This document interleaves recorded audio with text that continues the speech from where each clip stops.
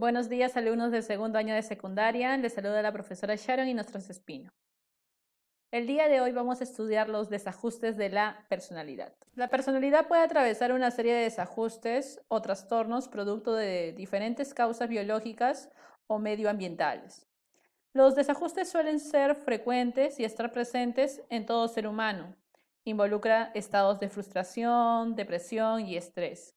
En cambio, lo que vamos a estudiar más adelante, que son los trastornos de la personalidad, son mucho más complejos e implican cambios en diversos aspectos cognitivos, afectivos y motivacionales, conllevando a una inadaptación social del sujeto.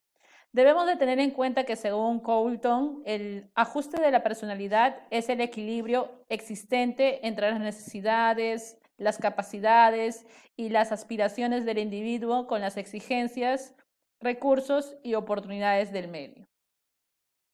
El primer desajuste de la personalidad es la frustración. Es un tipo de sensación que puede experimentarse al interrumpir la consecución de un objetivo por el que se está motivando.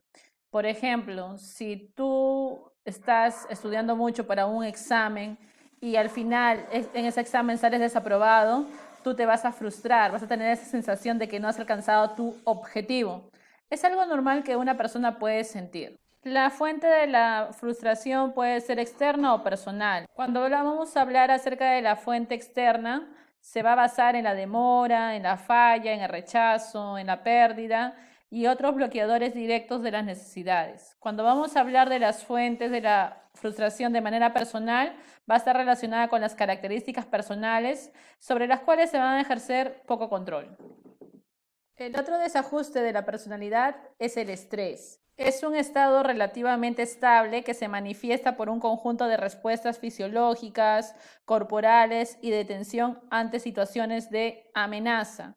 Según la OMS, nos dice que el estrés es el conjunto de reacciones fisiológicas que prepara el organismo para la acción. Algunas veces nosotros los seres humanos nos sentimos en esta situación debido a que tenemos sobrecarga laboral, sobrecarga en el lado académico y entre otras cosas. La depresión es el estado de tristeza prolongado y también va acompañado de pensamientos pesimistas. Es normal que toda persona se pueda sentir triste ante una situación que lo demanda, pero ya cuando esa persona tiene esa tristeza muy prolongada, ya vamos a estar hablando acerca de depresión y por lo cual ya se necesita una ayuda psicológica. Las alteraciones de la personalidad van a tener las siguientes características. La persona va a tener una incapacidad para pertenecer a un grupo social, sus juicios no se van a ajustar a la realidad, van a ser personas que a veces van a imaginar sucesos o personas que no está sucediendo en ese momento, van a tener poca capacidad para amarse y amar a los demás y van a tener una inestabilidad emocional. Cuando vamos a hablar de las principales alteraciones de la personalidad, vamos a referirnos a algunas de ellas que son muy comunes, como la personalidad psicópata.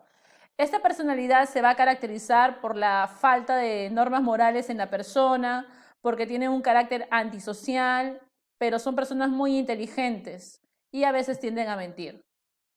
El otro tipo de alteración de la personalidad es la neurosis, que es una enfermedad que tiene como síntoma fundamental la ansiedad.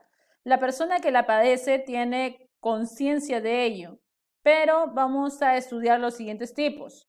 Tenemos la neurosis de ansiedad. La persona va a estar en constante tensión, no se sabe cuál es su origen.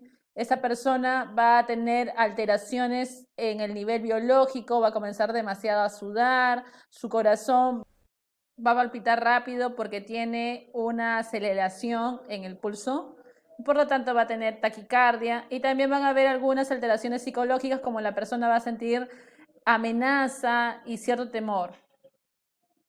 La neurosis histérica es un tipo de alteración mediante el cual el sujeto va a ser demasiado impulsivo, va a ser demasiado agresivo, por lo tanto va a tener reacciones disociativas y conversivas.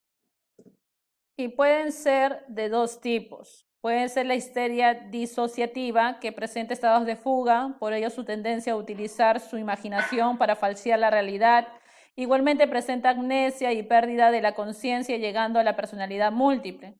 Y el otro tipo de histeria es la histeria conversiva, que el conflicto psicológico lo lleva a sufrir alteraciones psicomotoras, como parálisis, o sensoriales, como ceguera o sordera, pero que no tienen una causa biológica.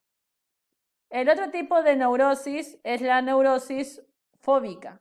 Es presentar un miedo exagerado ante un estímulo. Por ejemplo, tenemos el miedo a las arañas, que se llama aracnofobia, el miedo a las personas, en este caso si son hombres, se llama androfobia.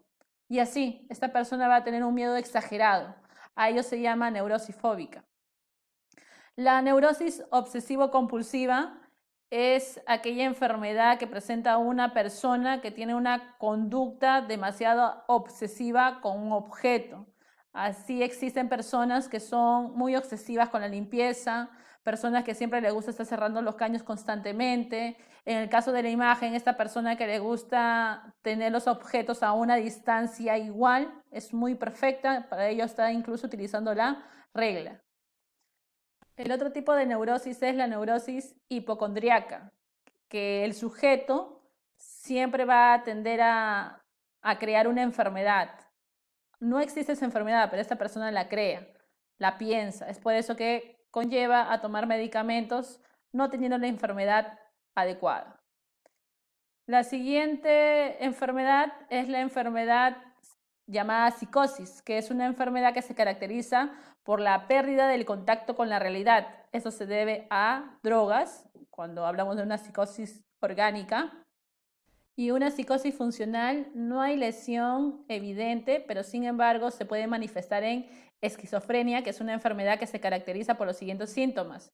La persona habla y tiene ideas incoherentes, no tiene el sentimiento por otra persona, no, tiene ausencia de voluntad y se encierra en su mundo interno. El otro tipo de psicosis es la psicosis maníaco-depresiva.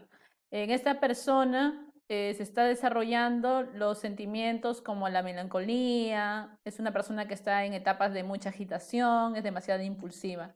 Y la paranoide es aquella psicosis mediante la cual la persona tiene delirios de persecución o de grandeza.